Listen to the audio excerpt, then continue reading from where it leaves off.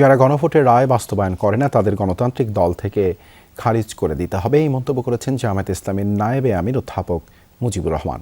জুলাই অভ্যুত্থানের বর্ষপূর্তির অংশ হিসেবে আয়োজিত গণমিছিলের আগে বায়তুল মোকাররম মসজিদে তিনি বক্তব্য রাখেন। বলেন, গণভোটে হাঁ ভোট পড়েছিল ৭০%। এটি বাস্তবায়ন না করা গণতান্ত্রিক চেতনার পরিপন্থী। তার অভিযোগ, বিএনপি ক্ষমতায় এসে সাধারণ মানুষের উপর অত্যাচার নির্যাতন বাড়িয়ে দিয়েছে। বলেন, রাজনীতি করতে হবে মানুষের জন্য। চাঁদাবাজি নির্মূলের কথা একটি দলকে পীড়া দেয় মন্তব্য করে তিনি বলেন, জনকল্যাণে কাজ না করলে বর্তমান সরকারকেও দেশের মানুষ প্রত্যাহার করবে। জুলাই সনদ বাস্তবায়িত না করলে সংসদের ভেতরে বাইরে তীব্র আন্দোলন চলবে, দেন এই হুঁশিয়ারিও। জুলাইয়ের রক্ত ব্যবহার করে ক্ষমতায় গিয়ে এখন বিএনপি জুলাইয়ের চেতনা ভুলে গেছে, এমন অভিযোগ করেছেন জামায়াতে ইসলামীর সেক্রেটারি জেনারেল অধ্যাপক মিয়া গোলাম পরোয়ার। তার দাবি, বিএনপি এখন সংবিধান সংস্কারের বদলে ছোটখাটো সংশোধনের কথা বলছে।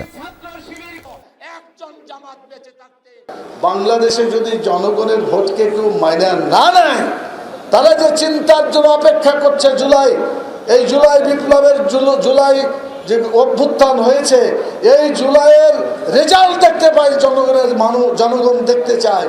সরকার তো কয় মানবো, জামাত 11 দল বলে মানে না। এর রহস্যটা কি? রহস্য হলো 84টি সাংবিধানিক পরিবর্তনে প্রধানমন্ত্রীর মেয়াদ, ক্ষমতা, চিফ জাস্টিস, কেয়ারটেকার সরকার, আপার হাউস, সাংবিধানিক পদ, পিএসসি, পাবলিক সার্ভিস কমিশন, প্রধান বিচারপতি এবং আপিল ডিভিশনের সমস্ত জাস্টিস, সাংবিধানিক সমস্ত পদে নিয়োগে বিদ্যমান সংবিধানে ফ্যাসিবাদের প্রধানমন্ত্রীর যে ক্ষমতা ছিল, সেই কর্তৃত্ববাদী অসীম প্রধানমন্ত্রীর ক্ষমতাকে তারা সংবিধানে বহাল রাখতে চায়।